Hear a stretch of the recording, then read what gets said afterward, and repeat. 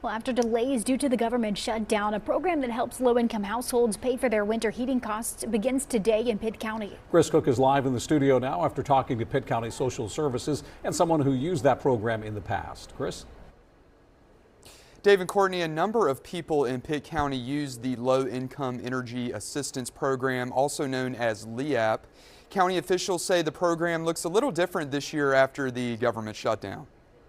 There's no shame in asking for help. Things are hard, times are hard. We all need as much help as we can give. Like many others throughout Eastern Carolina, Tracy Alford once relied on the Low-Income Energy Assistance Program during the colder months. The program gives a one-time vendor payment for homes that need assistance with heating. That means the county where qualifying recipients live will send money directly to their heating company to lessen the burden.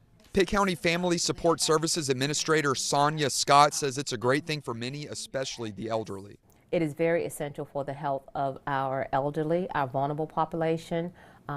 They require that in order to sustain.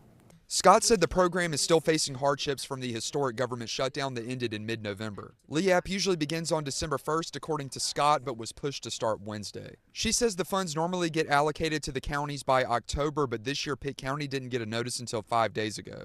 The program is launched for the priority group made up of households with someone 60 or older or someone receiving disability benefits and services through the Division of Aging and Adult Services. Alford encourages those who qualify to go for it. But my experience, it's a great program, and if you can go apply when they're accepting applications, I recommend it. Scott says it's rewarding to hear from those who've applied for LIEAP. They are so grateful and thankful that this program is put into place and how we're just taking the time to give them something that they actually need, because a lot of them are on fixed income.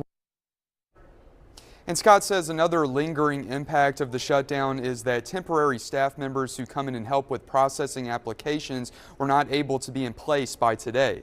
They've pulled people from other programs to help until that temporary staff for LIEAP normally is in. Dave. All right, thanks, Chris. And if you're eligible, you can apply by phone, online, by sending a paper application, by mail or fax. And you can also drop off applications at the Pitt County Social Services Center.